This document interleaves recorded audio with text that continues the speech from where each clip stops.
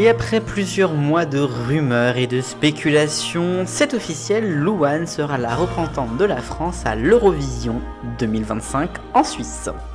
Nous sommes le dimanche 2 février 2025, bonne crêpe et bienvenue dans TV 168.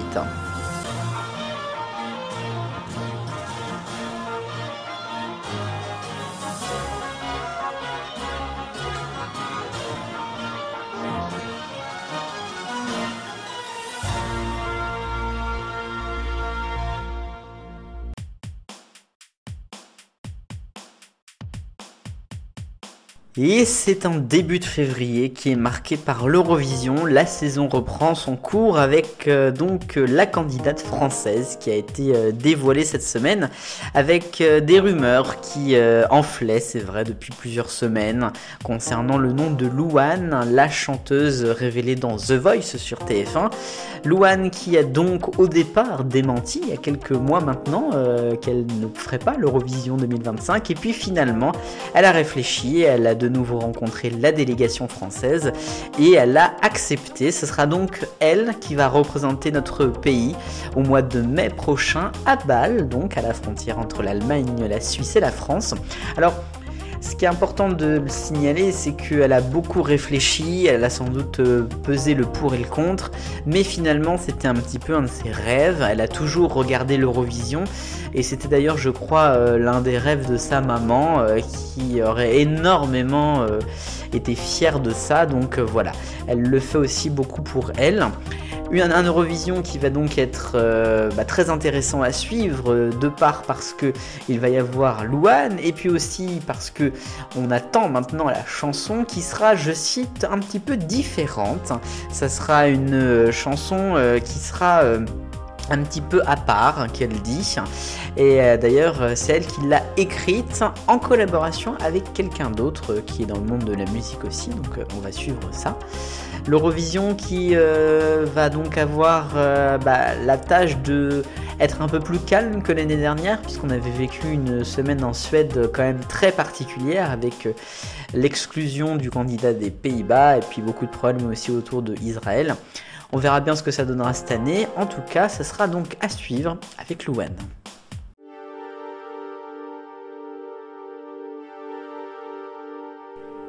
Le focus qui sera un hommage évidemment à Catherine Laborde. On a appris mardi son décès à l'âge de 73 ans des suites d'une longue maladie de Lewy qui est une sorte d'entre-deux entre Alzheimer et Parkinson.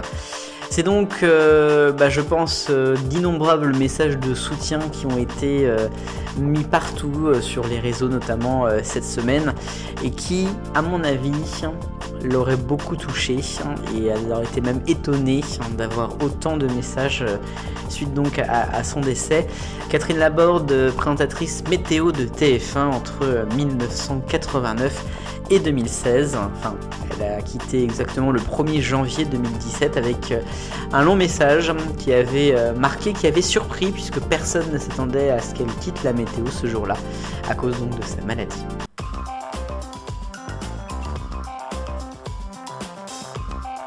Le rayon maintenant des autres actualités de la semaine. Cyril Hanouna sur le groupe M6 est presque fait, presque signé en fait.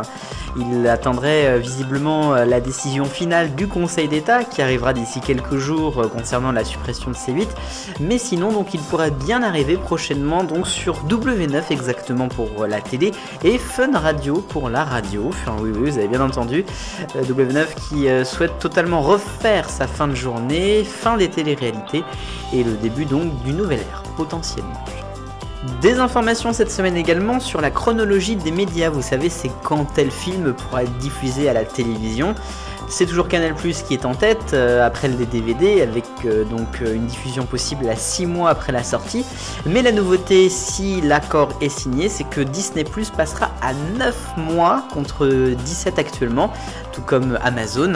A noter que Netflix est à 15 et la télé donc à 22. Ça ne changera pas.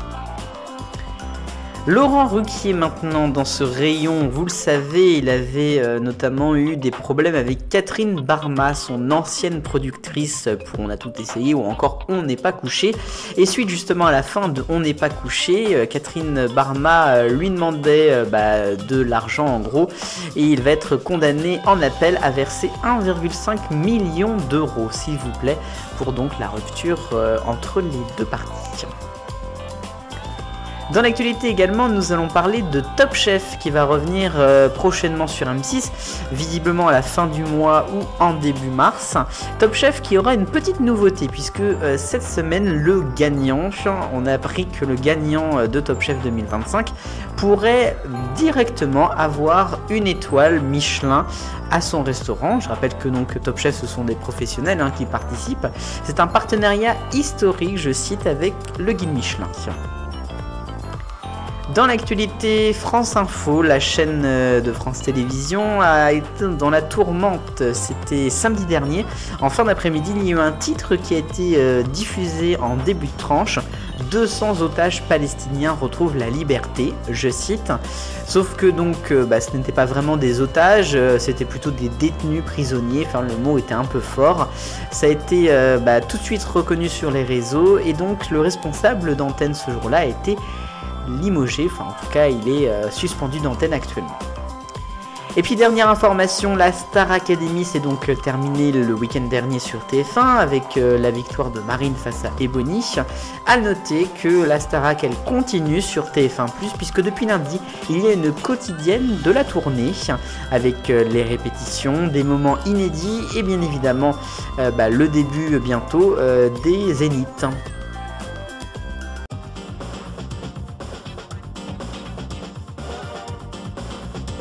La question 168 de dimanche dernier, quelle saison avez-vous préférée entre 2022, 2023 et 2024 pour la Star Academy? Vous avez été en majorité à répondre 2023, sans grande surprise. Celle de cette année arrive donc juste après et 2022 en dernière position. C'est dommage, je la trouve très sous-cotée.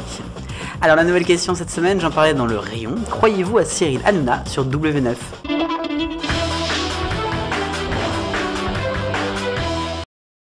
Petite brève des poingues, puisque Jean-Marc Morandini a été condamné, ou je dirais plutôt sa peine a été alourdie, puisqu'en appel, on a su cette semaine qu'il avait donc été donné 18 mois de prison avec sursis et 50 000 euros d'amende. Mais maintenant, monsieur se pourvoit en cassation, puisqu'il conteste toujours les faits. Il est donc toujours à l'antenne sur CNews.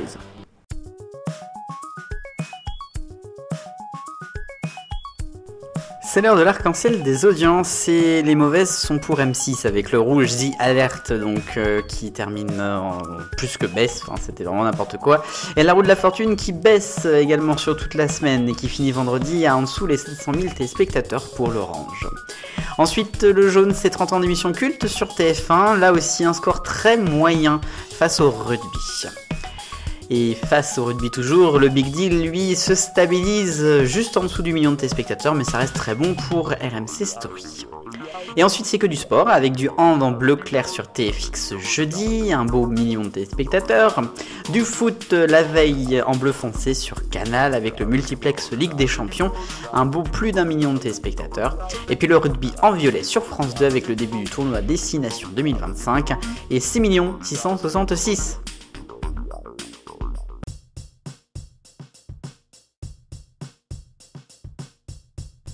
Et enfin, ça faisait quelque temps que je n'avais pas donné de nouvelles d'Emilien, le champion des 12 coups de midi de Jean-Luc Reichmann sur TF1. Hier, il a battu un nouveau record puisqu'il a maintenant 2 millions d'euros de gains et de cadeaux. Oui, vous avez bien entendu, 2 6 865 euros, c'est le chiffre arrêté donc hier, après de 500 participations, 1 an et demi quasiment, depuis septembre 2023. C'est incroyable, c'est même presque étonnant, je dirais. Mais voilà, il est toujours là et à mon avis, ça risque de durer encore.